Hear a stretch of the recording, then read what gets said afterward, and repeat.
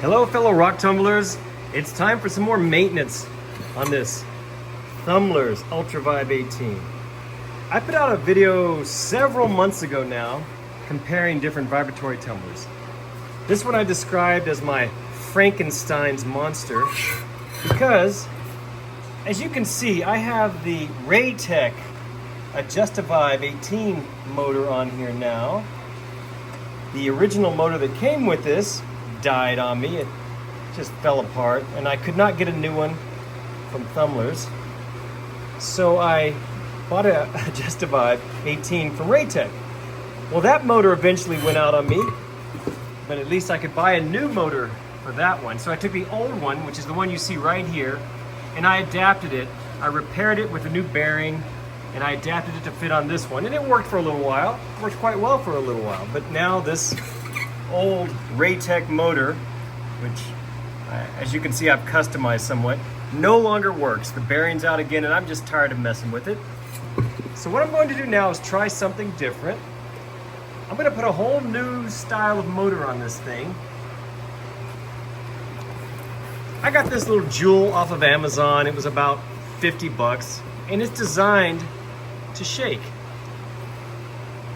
As you can see there, it's a vibrating motor. Now, if I can figure out how to get this mounted underneath here, I think it'll actually work.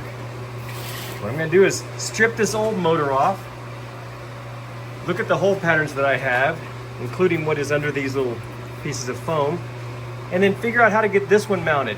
Hopefully it'll fit. Hopefully it'll be strong enough to make this thing vibrate properly, and once again I'll have another vibratory tumbler to work with. Okay, as you can see, I have got the motor off. What a mess, right? Well, it worked for a little while, but this one is ready for the scrapyard. Now, let's see about getting this new motor mounted. First thing I have to do is get some holes drilled. What I've done is I have marked where I'm going to drill the holes. As you can see, I've got this little motor somewhat centered. You'll also notice that it doesn't sit flush, and that's because of that nut in the center that holds the threaded rod in place, so I'll have to do something about that.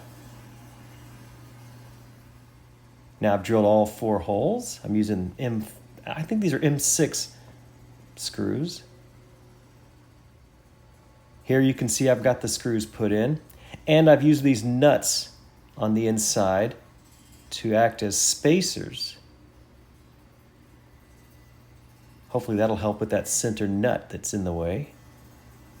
Here you can see the motor is now on. It's in place and it's elevated above that center nut, so that's no longer a problem. I just have to bolt it down now. Here it's all locked in place, nice and tight. Good rigid connection. It's time to put it back together. All right, I've got it back together now. Looks good, it fits in there nicely. I'm happy about that. The question is, will it work? We're gonna find out. Now, the first time I turned it on, it was doing something strange. Notice that only the left side seems to be properly, let's just say, rotating.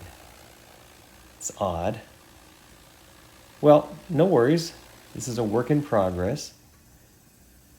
As you notice, both sides of this motor assembly has these offset weights, so I thought I would mess with those. Well, first I put some more of this, well, it's pipe wrap.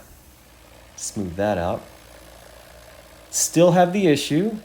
I threw in some big chunks of petrified wood along with all that ceramic. It's not really moving right. So what I did is I set them opposite of each other. Before they were basically in line with each other, but now they're exactly opposite. This should give it a different type of vibration. Okay, now it looks like it's somewhat working properly. You notice that the stones are, see them flipping over. That's a good sign. I'm I'm happy with that. It's not a perfect type of tumbling, but it looks good. I think it'll do the trick. Yeah, it's got a nice vibration to it. All right, let's see about getting the cover back on. There you go. Got the covers back on. Definitely it's a lot safer like that. And it appears to be working.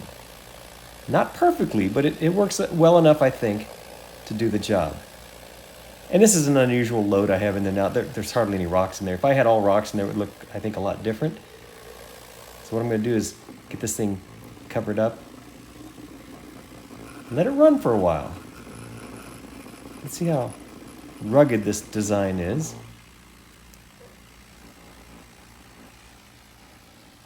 Okay, it's just about finished. Now, it's running. I'm going to go ahead and let it run overnight.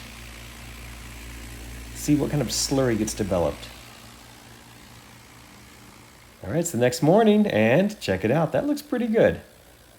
It's a little odd. I'll probably tweak those counterweights a little bit more to see if I can get a perfect rotation, but overall, I'm happy with it. I think this is going to work. Well, there you have it. That's rebuilding this Thumler's. I'm happy with it. I think we're going to have hopefully a reliable vibratory tumbler. We shall see.